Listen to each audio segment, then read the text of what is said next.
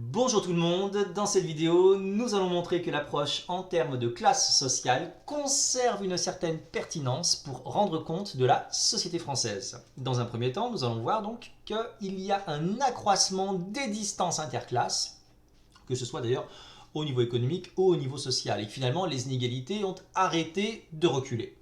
Alors au niveau des inégalités économiques, eh bien en fait on remarque qu'elles sont toujours présentes.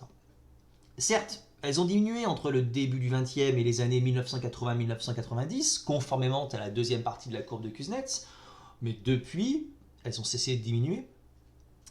Les Trente Glorieuses, c'était un petit peu une sorte de parenthèse historique, un Éden économique, pendant lequel on a pu également avoir eu le processus de moyennisation de Mandras se développer.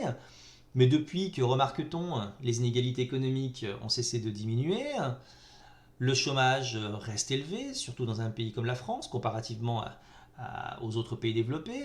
La précarité, que ce soit sous forme de CDD ou d'intérim, n'arrête pas de se développer.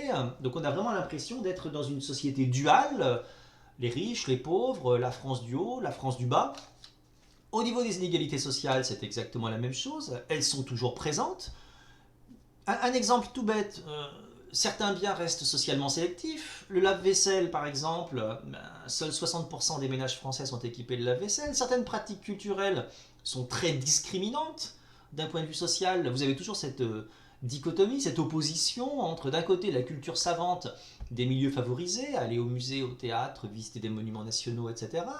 A contrario, la culture de masse qui est plutôt caractéristique des milieux populaires, aller au cinéma, regarder la télévision, etc. etc. Je vous renvoie à l'analyse bourdieusienne en termes d'habitus, d'éthos, de capital culturel, etc., pour bien comprendre effectivement l'influence du milieu social. Au niveau scolaire, on pourrait penser qu'on ait eu une démocratisation dans le sens où tous les individus auraient les mêmes chances de réussir. Or, en réalité, c'est complètement faux. Certes, on a eu une massification où finalement de plus en plus de jeunes, indépendamment de leur origine sociale, peuvent continuer leurs études, mais ils n'ont pas pour autant les mêmes chances de réussir. Pierre Merle considère plutôt qu'on a une démocratisation ségrégative. Ça veut dire qu'on aurait une sorte d'école à plusieurs vitesses. L'école où il y a des études longues et prestigieuses serait plutôt réservée aux enfants issus des milieux favorisés, et les autres, les filières beaucoup plus courtes et beaucoup moins prestigieuses, seraient plutôt réservées aux enfants issus des milieux plus populaires. Deuxième partie de la réflexion, oui, les classes sociales existent toujours, bien évidemment. C'est notamment visible à travers l'existence de l'une d'entre elles, en l'occurrence la grande bourgeoisie, et le fait également qu'il existe des rapports sociaux qui s'inscrivent dans une même logique de domination et de conflictualité que les classes sociales. Si je prends l'analyse donc des sociologues Michel Pinson et Monique Pinson-Charlot concernant la grande bourgeoisie constitue encore une classe sociale au sens de Marx. D'accord ? Elle va regrouper des individus qui se situent au même niveau dans le système productif, qui ont également conscience de leur appartenance, qui ont un sentiment d'appartenance qui est très développé, qui est très fort. Comme le disent les sociologues Pinson, la bourgeoisie existe en soi, par sa place dans les rapports de production, mais aussi pour soi, par la mobilisation qu'elle manifeste dans son existence quotidienne.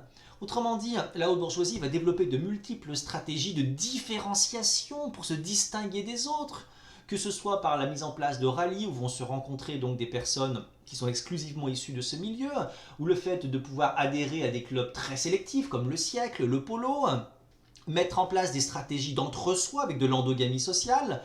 Les personnes seulement exclusivement issues de la grande bourgeoisie pourront mettre en place des alliances matrimoniales, autrement dit se marier entre elles.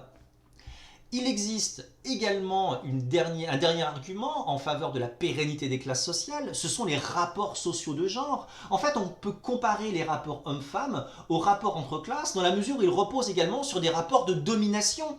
Les femmes, malheureusement, sont totalement dominées d'un point de vue économique, d'un point de vue social, d'un point de vue politique par les hommes. On a une sorte de hiérarchisation des échelles de valeurs avec les normes et les valeurs masculines qui sont mises en avant et les normes et les valeurs féminines qui sont plutôt considérées comme secondaires.